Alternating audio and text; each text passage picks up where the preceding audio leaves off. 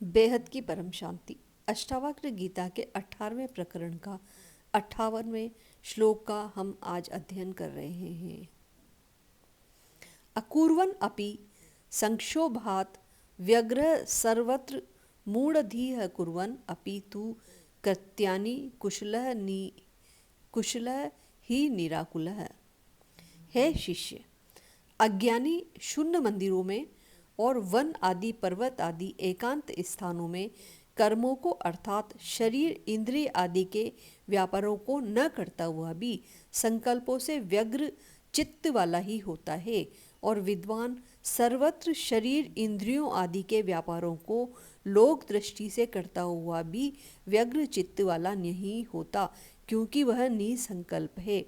तो यहाँ पर जो है अज्ञानी और विद्वान में जो भेद बताया है वह निसंकल्प जो अवस्था है वह महत्वपूर्ण बताइए कि अगर जो है अज्ञानी कोई भी कर्म नहीं कर रहा, उसको पता चल गया भाई अकर्म रहना है, तब भी अगर वह जो है तब भी वह संकल्पों से बहुत ज़्यादा संकल्प करता है, संकल्पों से व्यग्र चित्त वाला होता है। और जो विद्वान है अगर वो प्रारब्धवश सभी कर्म कर रहा है तब भी वह निसंकल्प वाला होता है, वह व्यग्र चित्त वाला नहीं होता है। 59वां श्लोक। सुखम आस्ते सुखम शेते सुखम आयाति याति च सुखम व्यक्ति सुखम भुक्ते व्यवहारे अपि शांतदीय। जीवन मुक्त ज्ञानी व्यवहार आदि में भी आत्म सुख करके ही स्थित होता है। उठते बैठते शयन करते खाते पीते संपूर्ण क्रियाओं को करते हुए भी विद्वान शांत चित्त वाला रहता है। सभी कर्मों को प्रारब्धवश करते हुए भी वह शांत चित्त वाला रहता है। 60वां श्लोक। स्वभावात् यस्य न एव आर्तिः लोकवत् व्यवहारिणः माहद इव अक्षोभ्य गत क्लेशः सुशोभते। ज्ञानवान व्यवहार को करता हुआ भी अज्ञानी पुरुषों की तरह खेद को प्राप्त नहीं होता। वह माहत की तरह शोभ से रहित शोभा को प्राप्त होता है। उसको खेद को प्राप्त नहीं होता, उसे किसी प्रकार का कोई पछतावा खेद नहीं होता, और वह माहत की तरह शोभ से रहित शोभा को प्राप्त होता है। 61वां श्लोक। निवृत्तिः अपि मूढस्य प्रवृत्तिः उपजायते प्रवृत्तिः अपि धीरस्य निवृत्ति फलदायिनी। मूढ़ पुरुष के इंद्रियों के व्यापारों की निवृत्ति तो लोक दृष्टि करके अवश्य प्रतीत होती है, परंतु वह निवृत्ति प्रवृत्ति नहीं है, क्योंकि उसके अहंकार आदि निवृत्त नहीं हुए हैं। और ज्ञानवान की लोक दृष्टि करके इंद्रियों की प्रवृत्ति प्रतीत भी होती है, तब भी वह निवृत्ति रूप ही है और मुक्ति रूपी फल को देने वाली है, क्योंकि उसमें अभिमान का अभाव है।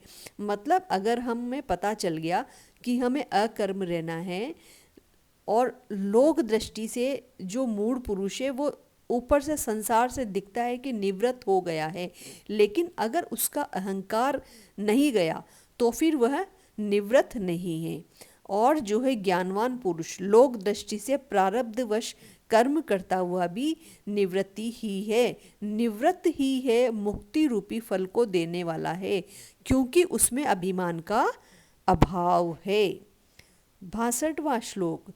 परिग्रहेषु वैराग्यम प्रायः मूढस्य दृश्यते देहे विगलिताशस्य क्व रागः क्व विरागता।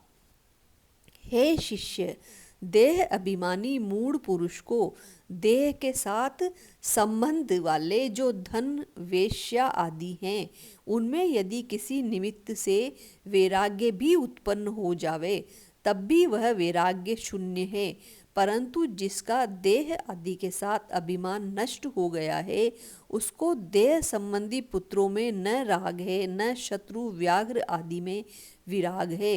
राग विराग उसको होता है जिसको अपने देह का अभिमान है। मतलब देह का अभिमान भी छोड़ना जरूरी है। तो पहले तो जो है अहंकार था, इससे पहले वाले श्लोक में अहंकार, और अब जो है ये 62वें श्लोक में इन्होंने बोला है कि जो देह का अभिमान है वह भी छोड़ना जरूरी है। अब है 63वां श्लोक। भावना भावना सक्ता दृष्टि है मूढ़स्य सर्वदा भाव्य भावनया सा तु स्वस्थस्य अदृष्टि रूपिणी। हे शिष्य, मूढ़ पुरुष कहता है कि मैं भावना करता हूँ, मैं अभावना करता हूँ। इस प्रकार सर्वदा भावना अभावना में ही आसक्त रहता है, क्योंकि उसको भावना अभावना में अहंकार है। और जो अपने स्वरूप में निष्ठा वाला है, उसकी दृष्टि भावना अभावना से रहित होकर सर्वदा अपनी आत्मा में ही रहती है।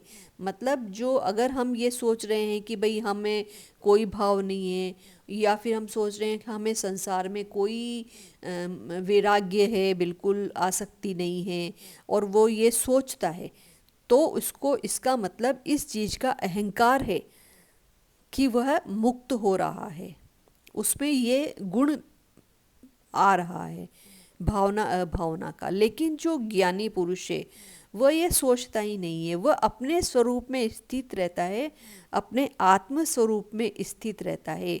उसकी दृष्टि भावना अभावना से रहित होकर सर्वदा अपनी आत्मा में ही रहती है।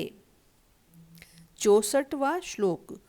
सर्वारंभेषु निष्कामः यः चरेत बालवत् मुनिः न लेपः तस्य शुद्धस्य क्रियमाणे अपि कर्मणि।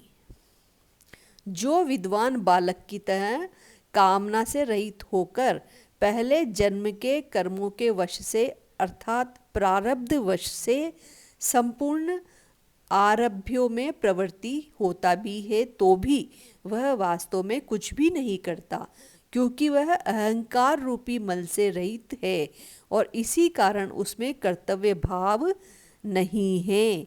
मतलब वो प्रारब्धवश सब कर्म कर रहा है, लेकिन वो यह नहीं मान रहा है कि ये मेरा कर्तव्य है इसलिए मैं कर रहा हूँ, है ना। तो इसका मतलब जो है वह अहंकार रूपी मल से रहित है। 65वां श्लोक। सह एव धन्यः आत्मज्ञः सर्वभावेषु यः समः पश्चन् श्रवण स्पृशन जिघ्रन अश्नन निस्तर्ष मानसः। अष्टावक्र जी कहते हैं कि हे जनक, वही आत्मज्ञानी पुरुष धन्य है जिसको सब प्राणियों में आत्म बुद्धि है, इसी कारण उसका चित्त तृष्णा से रहित है। वह सर्व पदार्थों को देखता हुआ, श्रवण करता हुआ, स्पर्श करता हुआ, सूंघता हुआ, खाता हुआ भी कुछ नहीं करता, क्योंकि वह सर्वदा शांत एक रस है। तो वह धन्य है जिसको सब प्राणियों में आत्मबुद्धि है। वह आत्मज्ञानी पुरुष धन्य है जिसको सब प्राणियों में आत्मबुद्धि है, और वह जो है चित्त से तृष्णा रहित होता है और सर्वदा शांत एक रस होता है। सभी कर्म करता हुआ भी वह सर्वदा शांत एक रस होता है। 66वां श्लोक। क्व संसारः क्व च आभ्यासः क्व साध्यं क्व च साधनम् आकाशस्य इव धीरस्य निर्विकल्पस्य सर्वदा। जो विद्वान सर्वदा संकल्प विकल्पों से रहित है, उसको प्रपंच कहाँ और उसकी दृष्टि में स्वर्ग आदि कहाँ। जब उसकी दृष्टि में स्वर्ग आदि ही नहीं, तब उनका साधनीभूत यज्ञ आदि उसकी दृष्टि में कहाँ। आत्मविद जीवन मुक्त की दृष्टि में जबकि सर्वत्र एक आत्मा ही व्यापक परिपूर्ण है, दूसरा कोई पदार्थ ही नहीं है, तब स्वर्ग नरक उस और उनके साधनभूत पुण्य पाप आदि भी कहीं नहीं। मतलब जो ज्ञानी है वो हमेशा संकल्प और विकल्प से रहित है और वह उसकी दृष्टि में स्वर्ग नरक आदि की कोई वैल्यू नहीं है। तो जिसकी दृष्टि में स्वर्ग और नरक आदि की कोई वैल्यू नहीं है वह स्वर्ग को पाने के लिए यज्ञ आदि भी नहीं करता, तो वह जो है जीवन मुक्त है, आत्मवित जीवन मुक्त है, सर्वत्र एक आत्मा ही व्यापक परिपूर्ण है ऐसा वह मानता है और दूसरा कोई पदार्थ नहीं। तो फिर उसकी दृष्टि में पुण्य और पाप का भी कोई वैल्यू नहीं है, क्योंकि पुण्य और पाप हम साधन के रूप में इस्तेमाल करते हैं स्वर्ग और नरक में जाने के लिए, ऐसा हम मानते हैं। 67वां श्लोक। सह जयति अर्थ संन्यासी पूर्व स्वरस विग्रह अकृतिम अनवच्छिन्ने समाधि यस्य वर्तते। अष्टावक्र जी कहते हैं कि हे जनक, जो विद्वान दृश्य अदृश्य दृष्ट अदृष्ट अर्थात इस लोक के और परलोक के फलों की कामना से रहित है, अर्थात जो निष्काम है, वही परिपूर्ण स्वरूप वाला है, अर्थात अपने स्वरूप में ही जिसकी समाधि सर्वदा बनी रहती है वही विद्वान है, वह सबसे श्रेष्ठ होकर संसार में फिरता है। मतलब जिसकी दृष्टि में लोक और परलोक के फलों की कामना नहीं करता, हमेशा निष्काम कर्म करता है, वह उसी को परिपूर्ण स्वरूप वाला माना है। वह समाधि भी नहीं लगाता, लेकिन सर्वदा अपने स्वरूप में ही उसकी समाधि सर्वदा बनी रहती है। वही विद्वान है, वही श्रेष्ठ है और वही श्रेष्ठ होकर संसार में फिरता भी है।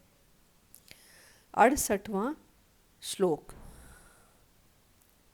बहुना अत्र किम उक्तेन यात तत्व महाशय भोग मोक्ष निराकांक्षी सदा सर्वत्र नीरसः। हे जनक, जो विद्वान ज्ञात तत्व है, अर्थात जिस विद्वान ने आत्म तत्व को जान लिया है, उसी का नाम ज्ञात तत्व है, क्योंकि वह भोग और मोक्ष दोनों में निराकांक्षी है, आकांक्षा से रहित है, अर्थात दोनों में राग द्वेष से रहित है। भोग में से भी उसको कोई राग नहीं है और मोक्ष से भी उसको कोई राग नहीं है। ऐसा विद्वान पुरुष को ही हमने ज्ञातत्व माना है, जिसने आत्म तत्व को जान लिया है। 59वां श्लोक। मह दादि जगत द्वैतम नाम मात्र विजृंभितम विहाय शुद्ध बोधस्य किम कृत्यम अवशिष्यते। हे जनक, महदादि रूप जितना जगत है, अर्थात महत अहंकार, पंचमात्रा, पंचमहाभूत और उनका कार्य रूप जितना जगत है, वह केवल नाम मात्र करके ही फैला है और आत्मा से भिन्न की तरह प्रतीत होता है, परंतु वास्तव में भिन्न नहीं है। वाचारंभणम विकारो नाम ध्येयः मृत्तिके त्येय सत्यमिति श्रुते। जितना कि नाम का विषय विकार है, वह सब वाणी का कथन मात्र ही है, मृत्तिका ही सत्य है। इसी तरह जितना भी नाम का घटपट आदि रूप जगत है, वह सब कल्पना मात्र ही है, अधिष्ठान रूप ब्रह्मा ही सत्य है। मतलब जो संसार को इन्होंने इस तरह समझाया है कि जो घड़ा हमें अलग से मिट्टी का बना हुआ दिखता है, वह उसमें मिट्टी ही सत्य है। वैसे ही जो है बाकी सब कल्पना मात्र है। मतलब जो घड़ा है वो तो कल्पना है, असल में वो तो मिट्टी का बना है। उसी तरीके से जो ये ब्रह्म है, अधिष्ठान रूप ब्रह्म ही सत्य है। जिस विद्वान ने संपूर्ण कल्पना का त्याग कर दिया है, जो केवल शुद्ध चैतन्य स्वरूप में ही स्थित है, उसको कोई कर्तव्य बाकी नहीं रहा है। 70वां श्लोक। ब्रह्मभूतम इदं सर्वं किंचित न अस्ति इति निश्चयी अलक्षण स्फुरणः शुद्ध स्वभावेन एव शाम्यति। तो प्रश्न कर रहे हैं राजा जनक, अनर्थ की शांति के लिए प्रयत्न करना चाहिए क्या? अनर्थ की शांति के लिए? तो राजा जनक उत्तर दे रहे हैं कि अधिष्ठान के साक्षात्कार होने पर संपूर्ण जगत भ्रम करके ही कल्पित प्रतीत होता है। वास्तव में कुछ भी सत्य प्रतीत नहीं होता है। जिस पुरुष को ऐसा ज्ञान हो गया है वह कुछ भी प्रयत्न नहीं करता, क्योंकि वह स्वभाव से ही शांत रूप है। तो शांति के लिए फिर उसको कुछ भी कर्तव्य बाकी नहीं रहता है। तो इस जो है इस वीडियो में हमने ये जाना कि जो अकर्ता अभोक्ता होने के बाद भी जिसको देह अभिमान और अहंकार नहीं छूटा, वह मुक्त नहीं हो सकता। मुक्ति के लिए देह अभिमान और अहंकार को भी छोड़ना पड़ेगा। तो जो है इस वीडियो को अंत तक देखने के लिए बहुत बहुत धन्यवाद। बेहद की परम शांति। आइए हम सब मिलकर विश्व परिवर्तन के लिए, विश्व की शांति के लिए योग करें। बेहद की परम परम परम महाशांति है, महाशांति है, महाशांति है। इस मंत्र को आत्म स्वरूप में स्थित होकर बुद्धि से ऊंचते ऊंच परम धाम में, यह ब्रह्मांड का परम धाम भी नहीं, महाब्रह्मांड का परम धाम भी नहीं, इससे भी ऊपर, गैलेक्सी से भी ऊपर, यूनिवर्स के परम धाम से भी ऊपर जो है ग्रेट G1 G2 G3, इनसे भी सबसे ऊपर ऊंचते ऊंच परम धाम में बुद्धि से पहुंचकर उस परम पिता परमात्मा को प्रकाश स्वरूप में याद करके जब हम यह मंत्र बोलेंगे कि बेहद की परम परम परम महाशांति है, महाशांति है, महाशांति है, तो हम सब विश्व में परम शांति फैलाने में सहायक हो सकते हैं बापूजी के साथ। और बापूजी का जो यूट्यूब पे चैनल है बापूजी दशरथ भाई पटेल, इस पर हम उनका ज्ञान सुनकर और भी अच्छे से इस परिवर्तन मंत्र के साथ परम शांति फैला सकते हैं। और इनका जो है लाइव क्लास चलती है शाम को 10 से 11, जिसमें ज्ञान चर्चा होती है वेद शास्त्रों की, और साथ ही जो है ध्यान भी होता है। और जो सुबह के टाइम साक्षी जी का चैनल परम शांति मोटिवेशन एवं मेडिटेशन, इस पर ज्ञान चर्चा और ध्यान दोनों होते हैं। और बेहद की आत्माओं का अनुभव spiritual podcast with Anant channel पर हम सुन सकते हैं। और जो माँ की दिव्य वाणी है वो माँ का दिव्य संदेश चैनल पर हम सुन सकते हैं। तो आइए हम सब मिलकर विश्व कल्याण के लिए पूरे विश्व में परम शांति फैलाएं। बेहद की परम शांति।